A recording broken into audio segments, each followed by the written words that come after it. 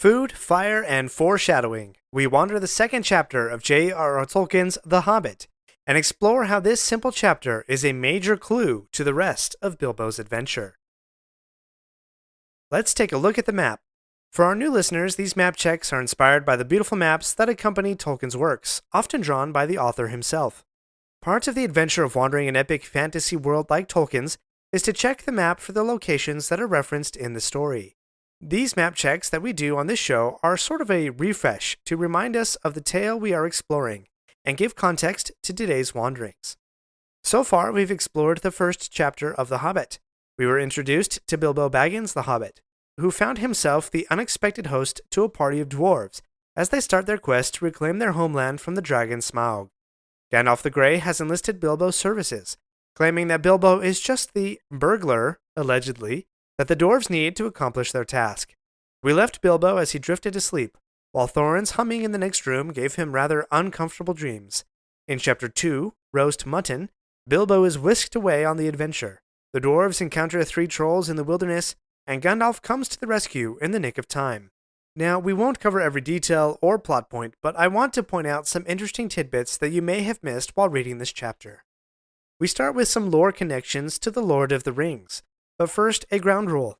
The Hobbit was written well before The Lord of the Rings, and yes, Tolkien had already written many fantastic tales set in Middle-earth. But were all the details figured out? Was the world totally fleshed out? Clearly not, as the place where Bilbo lives is never referred to as the Shire in The Hobbit, nor is the village of Bree named.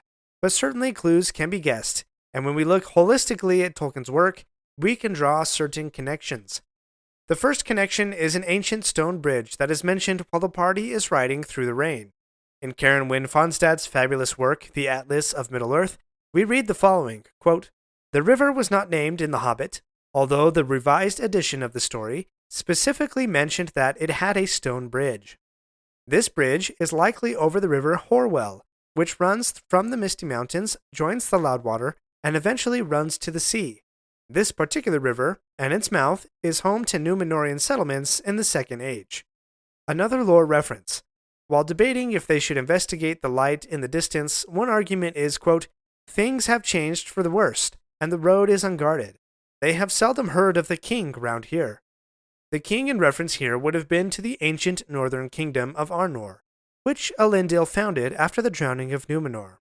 However, by the time of Bilbo, that kingdom had fallen to civil war, splitting into 3 separate kingdoms before fizzling out altogether. There had been no king for about 1,500 years. Aragorn is the last living descendant of these ancient kings, but the hobbits had a phrase, "When the king comes back," quote, "used of some good that could not be achieved, or of some evil that could not be amended." So a king who provided order and protection for the road was a distant memory in the minds of the dwarves and Bilbo. For more details on the history of the North Kingdom, see my episode number 65, Arnor and Aragorn's Unbroken Line. Last lore reference we'll look at in this chapter. Quote, "Not far ahead were dreary hills. On some of them were old castles with an evil look, as if they had been built by wicked people." While not named specifically, the great watchtower Amon Sul, also known as Weathertop, would have been one of these ancient old castles. Weathertop was built and controlled by Arnor, and was the center of the battles of the 3 splintered kingdoms. The Witch King of Angmar, and chief of the 9 Nazgul, raised Amon Sul about 1,500 years before Bilbo would be passing through these hills. Other hills that Bilbo could have passed were the Barrow Downs, where Frodo and his friends would later be captured by a ghost-like Barrow Wight. These evil-looking hills were where less noble and less enlightened kings had been buried. Now, moving on from the lore, let's look at a key theme for this chapter, food and fire. This theme opens as Bilbo needs to light a fire to make warm water for washing up after the dwarves' breakfast. Not soon after, Gandalf finds Bilbo as he is sitting down for his second breakfast. Ah, poor Bilbo, for just like Pippin took, he will forego second breakfast for the sake of adventure. After traveling in beautiful sunshine, the company is caught in the rain, and Bilbo's chief worry, quote, "I'm sure the rain has got into the dry clothes and into the food bags." The dwarves, while normally uncannily able to light a fire, can't get a fire started, and to make matters worse, one of the ponies is lost in the river, and with him is swept away his luggage, which, quote, of course, was mostly food. At this point, the party is cold, wet, and hungry, but they immediately find another group that is not cold, wet, and hungry. On the contrary, the three trolls are warm, dry, roasting mutton and drinking beer around their fire. But even the trolls have something to complain about: lack of their favorite food, man-flesh, which I find personally appalling. However, they have plenty of mutton and beer and fire, something that Bilbo and the dwarves do not. When Bilbo is caught, he displays his quick-witted deflection skills with a play on words. Quote, I am a good cook myself, and cook better than I cook, meaning that he can prepare food better than being the main dish himself. Bilbo's ability to play on words while describing himself will come in handy later on. And the trolls have a predicament themselves. They suddenly have 13 dwarves to eat before morning. How to cook them? They argued, quote, whether they should roast them slowly, or mince them fine and boil them, or just sit on them one by one and squash them into jelly. However, what the dwarves lack and the trolls have ultimately becomes the undoing for the trolls. Arguing over their food gives Gandalf an opening to mimic their voices and continue the argument. In the midst of arguing about food, Gandalf finally says, quote, Dawn take you all! And the sun peeps over the hill and turns the trolls to stone. While the trolls were safe and warm in the light of the fire, a literal ball of fire, the sun, turns them to stone. Of the great treasures that the dwarves find in the trolls' cave, one that the dwarves immediately used was food and provisions. Quote, by that time they felt like breakfast, and being very hungry, they did not turn their noses up to what they had got from the trolls' larder. Bombor sums up this theme quite nicely. Quote, silly time to go practicing pinching and pocket picking when what we wanted was fire and food. Bonus points to you if you can name the 3 letters that Bombor uses for alliteration in over half of that sentence. And one quick note on a wizard's voice. The narrator explains, quote, it was the wizard's voice that had kept the trolls bickering and quarreling until the light came and made an end of them. This simple statement pretty much is Gandalf's life mission. His voice kindles the good to brave deeds and prevents evil from torturous ones. His voice inspires the free people of Middle-earth until the light comes and makes an end of evil. Contrast that with another wizard's voice, which gets a whole chapter in the Two Towers, the voice of Saruman. That chapter is an exploration of the power of words, and the magic that a voice can have over a listener. Saruman's voice was like a spell over all who heard it. Quote, none were unmoved. None rejected its pleas and commands without an effort of mind and will, so long as its master had control of it. Indeed, as Gandalf warned, beware of a wizard's voice.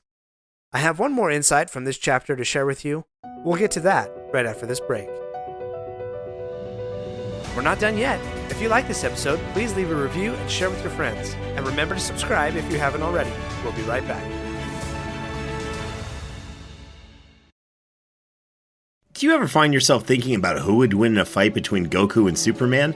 Hi, I'm James Gavsey, and on the Who Would Win show, me and my co-host Ray ignore anything important happening in the outside world and debate fictional battles between characters from comics, movies, and video games. We got a new show every week, and almost always am I the winner. Yeah, not true, Ray. In the past, we've discussed such matches as Captain America versus Darth Vader, Solid Snake versus the Iron Giant, classic matchups like RoboCop versus Terminator, and even the Muppets versus Sesame Street. That one was crazy.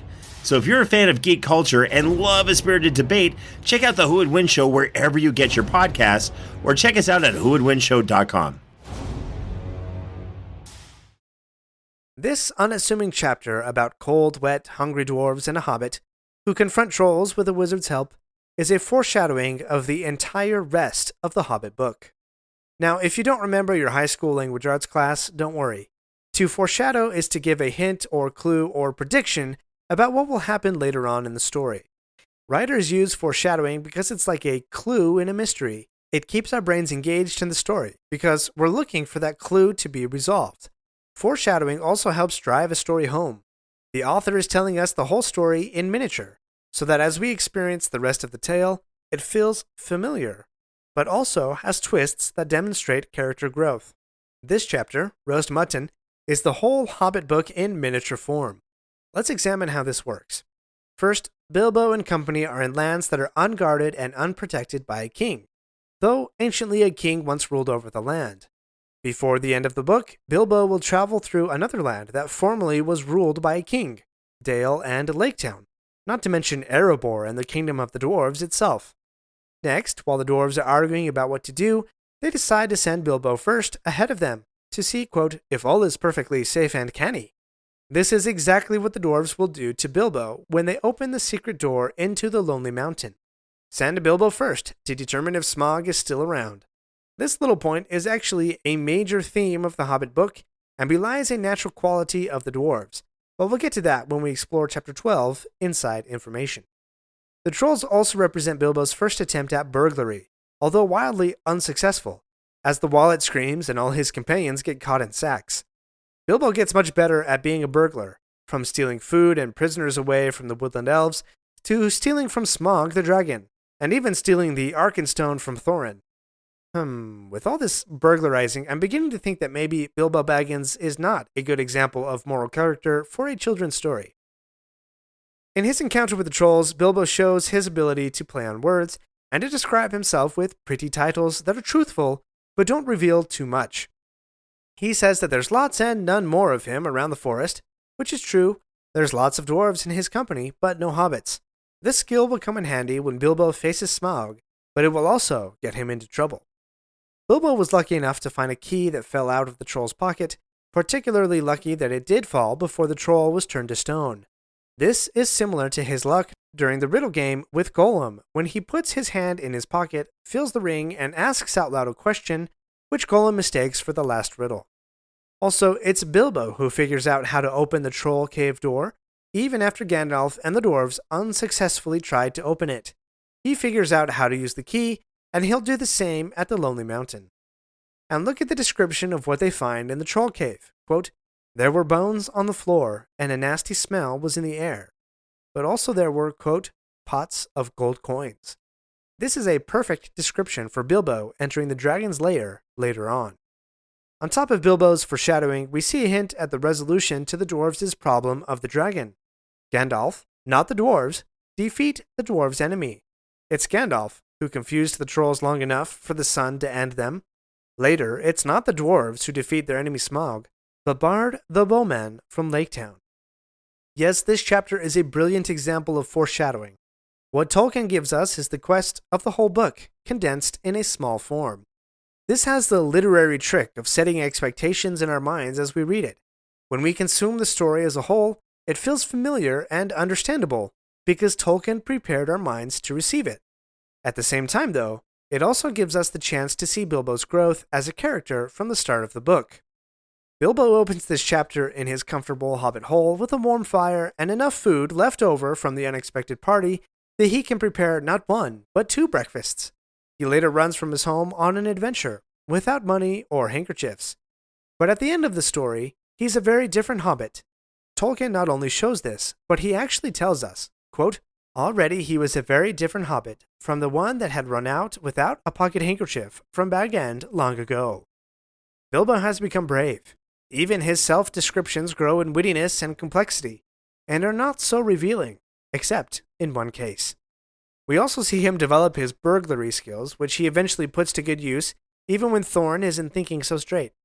And at first, Bilbo is terribly unhelpful in getting the dwarves out of their predicament, which, by the way, is also called a pickle, to pick up on that food theme. He, in fact, gets stuck in a thorn bush that Gandalf has to pull him out of. But by the end of the story, Bilbo will have saved the dwarves from spiders and elven prisons. So this chapter simultaneously prepares us for the rest of the story, and prepares us to see how Bilbo will grow and change. Remember that thesis statement for the book? This is a story of how a hobbit had an adventure and did many unexpected things. This chapter sets that story in motion, resolves it in a miniature way, and points us forward to the rest of the adventure. Join me next time, where we'll compare this chapter to how it's portrayed in Peter Jackson's Hobbit movie, and see if their embellishments stay true to Tolkien's story. Thanks for wandering Middle-earth with me today.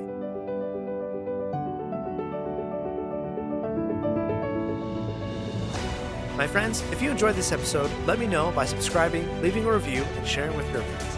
Follow me on Facebook or Instagram at Lore of the Rings Podcast.